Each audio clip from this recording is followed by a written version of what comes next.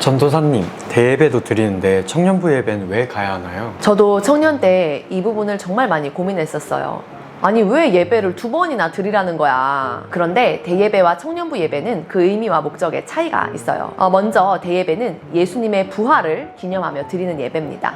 그래서 예전이라고 하거든요. 예전적인 성격이 강해요.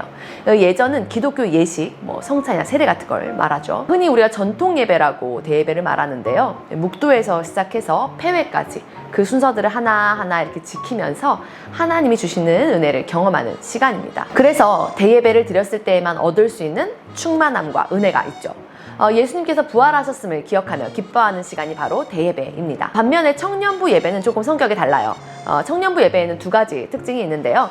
첫 번째는 코이노니아, 즉 교제라는 의미가 있습니다. 어른들이 구역 예배나 목장 예배 이런 걸 드리죠. 먼저 예배를 드리고 그 다음에 교제를 나누게 됩니다. 이 어른들의 구역 예배는 청년들의 청년 예배, 그리고 교제는 셀 모임 혹은 팀 모임이라고 생각을 하면 될 것 같아요. 특히 청년 시기에는 그 나이 때 필요한 고민들과 아픔들이 있잖아요. 그래서 교회에서는 또래들이 함께 모여서 그들에게 맞는 말씀을 듣고 또 적용할 수 있도록 하고 있죠. 무엇보다 한 팀 혹은 한 셀에 소속되어서 교제하면서 공동체를 누리는 것도 매우 중요하죠. 실제로 저희 교회의 경우에도 코로나를 거치면서 청년부 예배 대신 대예배만 드렸던 적이 있었어요.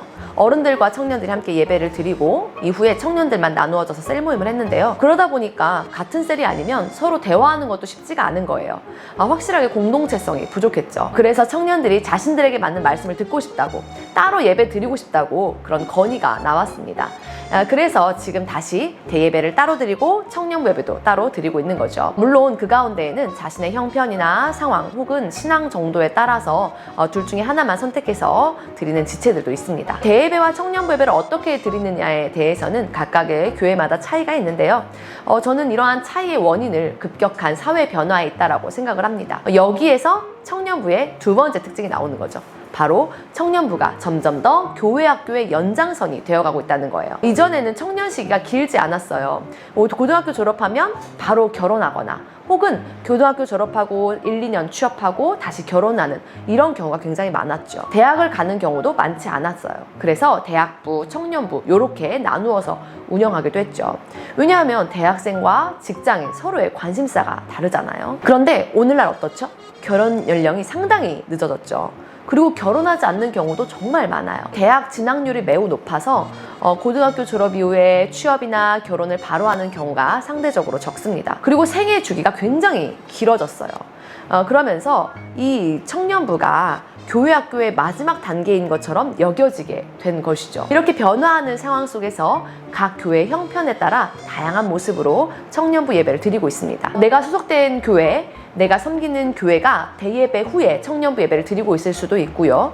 또는 청년부 예배를 통합해서 드리고 있는 경우도 있을 겁니다. 어떤 교회들은 각자 대예배를 선택해서 드리고 토요일이나 주일 오후에 청년부 모임만 하기도 합니다. 이러한 차이는 그 교회가 뿌리내리고 있는 지역사회, 그곳에서 가장 적합한 방법으로 교회 목사님과 어른들 그리고 기존의 청년들이 고민해서 정해진 것이라고 생각을 해요. 그런데 여기에서 우리가 꼭 생각해야 할 것이 있습니다. 여러분, 수련회 다녀와서 은혜 받으면 어때요? 막 예배 가고 싶지 않아요? 예배 드리고 싶고 또 기도하고 싶고 그렇잖아요? 제가 연애할 때를 생각해 보면요, 엄마가 이제 막 물어봐요. 야, 너 어제도 남자친구 만나더니 오늘 또 만나? 이렇게 물어봐요. 그럼 이제 뭐라고 해요? 아니, 어제는 화이트데이고 오늘은 100일 기념일이야. 이게 뭔 소리예요? 그냥 너무 좋아서 만나고 싶다는 소리예요. 같이 있기만 해도 너무 좋으니까 자꾸 가서 만나는 거죠. 아니, 데이트라는 게 뭐 별거 있어요? 그냥 같이 앉아서 꽁냥꽁냥 하는 게 연애잖아요. 그런데 만약에 이러한 마음이 없이 의무감에 사로잡혀서 데이트한다? 그러면 이건 너무 슬프겠죠. 예배도 마찬가지예요. 내가 의무감에 사로잡혀 예배를 드린다면 하나님은 너무 마음 아파하시지 않을까요? 마치 의무감이 되어버린 데이트처럼 말이죠. 지금 내가 왜 예배를 가야 되느냐, 예배에 가기 싫다, 이러한 마음이 있다면 왜 나에게 이런 마음이 있는지, 왜 이런 고민이 생겼는지 내 영적인 상태부터 확인해 보는 것, 그것이 더 중요하다고 생각합니다.